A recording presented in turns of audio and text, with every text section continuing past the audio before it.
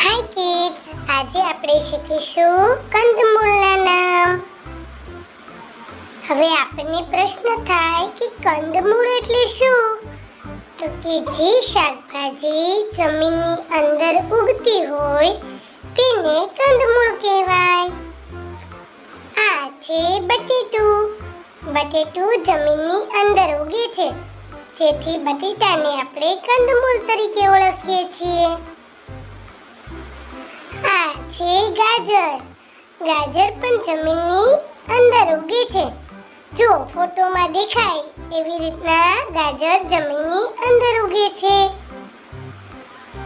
હવે પછી આવે છે મૂળો. મૂળો સલાડમાં ખાવાની ખૂબ મજા આવે. આ મૂળા ભાઈ પણ જમીનની અંદર ઉગતી શાકભાજી છે. આ છે લસણ. લસણ શિયાળામાં ખૂબ મળે. આ લસણ પણ જમીનની અંદર ઉગે છે. આ છે બીટ. લાલ કલરનું બીટ ખાવાની ખૂબ મજા પડે. આ બીટ એ પણ એક કંદમૂળ જ છે.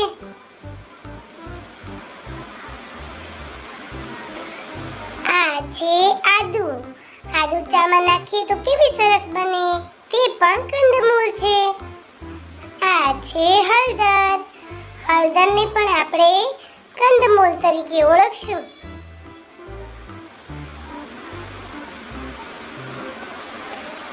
આ છે શક્કરિયું. શિવરાત્રીમાં ખાવાની મજા આવે ને. આ શક્કરિયા પણ જમીનની અંદર ઉગે છે. આ છે મગફળી. મગફળીનું તો આપણે તેલ પણ ખાઈએ છીએ. આ મગફળી એ જમીનની અંદર ઉગે છે. આ છે ડુંગળી. ડુંગળી પણ જમીનની અંદર ઉગતી હોવાથી તેને કંદમૂળ કહેવાય. બાળ દોસ્તો, જો વિડીયો પસંદ આવે તો લાઈક, શેર અને